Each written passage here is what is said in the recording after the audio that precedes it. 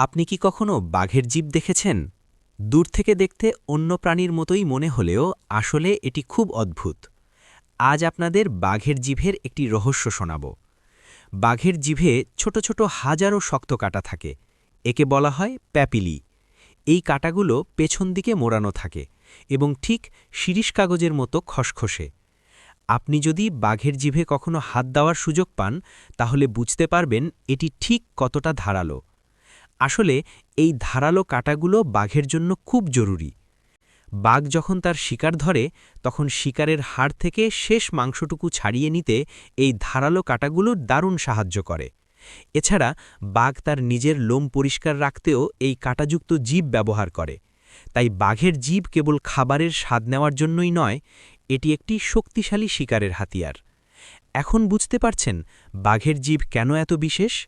এমন আরও অনেক অদ্ভুত তথ্য জানতে আমাদের সাথে থাকুন। আর কি বিষয়ে আর কোন প্রাণীর ভিডিও চান কমেন্ট করুন। আল্লাহ হাফেজ।